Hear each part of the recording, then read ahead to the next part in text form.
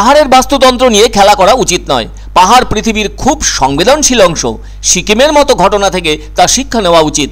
এমন গুরুত্বপূর্ণ কথাগুলো জানালেন এবারের পদ্মশ্রী সম্মানপ্রাপ্ত প্রখ্যাত পরিবেশবিদ বিজ্ঞানী ডক্টর একলব্য শর্মা। এবছর মোট 132 জন পেয়েছেন পদ্ম সম্মান, যার অন্যতম হলেন শিলিগুড়ি পৌর নিগম এলাকার বাসিন্দা একলব্য শর্মা। শুক্রবার কেন্দ্রীয় সরকারের পক্ষ থেকে ভারতরত্ন, পদ্মবিভূষণ, পদ্মভূষণ ও পদ্মশ্রী প্রাপকদের নাম ঘোষণা করা হয়েছে, যার মধ্যে বাংলা থেকে 3 জন পেয়েছেন পদ্মভূষণ ও 8 জন পেয়েছেন পদ্মশ্রী সম্মান। তবে পদ্মশ্রী সম্মানের তালিকায় একলব্য শর্মার নাম ঘোষণা হতেই যথেষ্ট উচ্ছ্বসিত হয়ে উঠেছিলেন তিনি।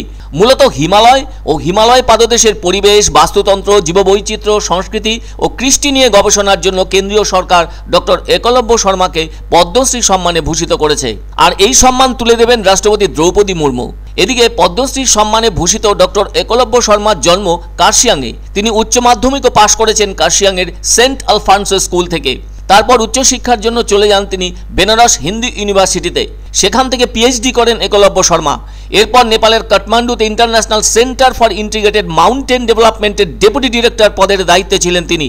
এখান থেকে পরে সিকিমের GP Pant institute of Himalayan এনভায়রনমেন্টের মুখ্য গবেষকের পদও সামলেছেন একলব্য শর্মা। এছাড়াও তিনি ইন্ডিয়ান সায়েন্স একাডেমির অন্যতম গবেষকও বটে। পরে তিনি দিল্লির টেরি ইউনিভার্সিটির উপাচার্যের পদও সামলেছেন। আর বর্তমানে তিনি উত্তরাখণ্ডের GP Pant university of national institute of Himalayan এনভায়রনমেন্টের চেয়ারম্যান এবং international centre for integrated mountain ডেভেলপমেন্টের মুখ্য উপদেষ্টা পদে রয়েছেন। এদিকে শনিবার শিলিগুড়ির বাসিন্দা পদ্মশ্রী সম্মানপ্রাপ্ত ডক্টর একলব্য শর্মাকে তাঁর 46 নম্বর ওয়ার্ডের বাসভবনে গিয়ে শুভেচ্ছা জানালেন শিলিগুড়ির বিধায়ক শঙ্কর ঘোষ। এ সময়ে বেশ কিছু কথাবার্তা হয় তাদের দুজনের মধ্যে। ওই আলাপচারিতার এক ফাঁকে ডক্টর একলব্য শর্মা জানালেন, পাহাড়ের বাস্তুতন্ত্র নিয়ে খেলা করা উচিত নয়। পাহাড় পৃথিবীর খুব সংবেদনশীল অংশ। সিকিমের মতো ঘটনা থেকে তার শিক্ষা নেওয়া উচিত।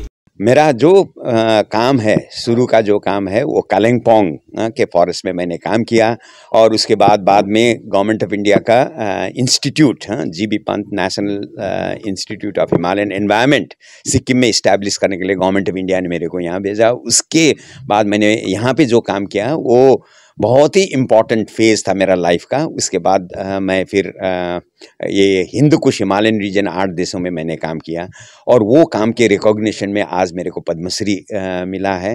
और ये पद्मश्री मिलने पे मैं बहुत खुश हूँ, क्योंकि एक छोटा सा गांव और प्रैक्टिकल काम करके और उसमें साइंस के साथ साथ आगे बढ़ने का जो मैंने प्रयास किया था, वो प्रयास में मैं काफ़ी फील करता हूँ कि मैंने काफ़ी अच्छा प्रोग्रेस किया है।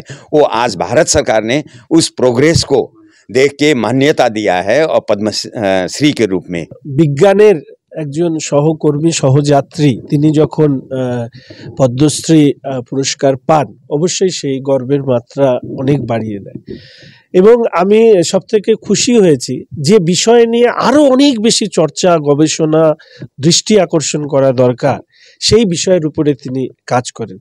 ইকোলজিস্ট হিসাবে তিনি আমাদের এই হিমালয়ান রিজনের 8টি দেশ, সেই 8টি দেশের হটস্পট, তার কনজারভেশন, তার সাস্টেনেবল ডেভেলপমেন্ট, তার কম্পোনেন্ট প্রিজার্ভেশন, শুধুমাত্র নেচার নয়, উনি যে কথাগুলো বললেন সেটা ল্যাঙ্গুয়েজ হোক, ফুড হোক, কমিউনিটি আন্ডারস্ট্যান্ডিং হোক, কমিউনিটি বিল্ড আপ হোক, এই যে বিভিন্ন ধরনের বিষয় যেখানে প্রায় 2 বিলিয়ন মানুষ বসবাস করেন, অর্থাৎ 1/4 অফ দ্য টোটাল ওয়ার্ল্ড, তার প্রতি কতখানি দৃষ্টি আকর্ষণ করা দরকার। আমার মনে হয় ভারত সরকার ওনাকে এই সম্মানে ভূষিত করে সেই বিষয়ে আরেকবার নতুন করে মানুষের সামনে বিষয়টিকে তুলে ধরেছেন।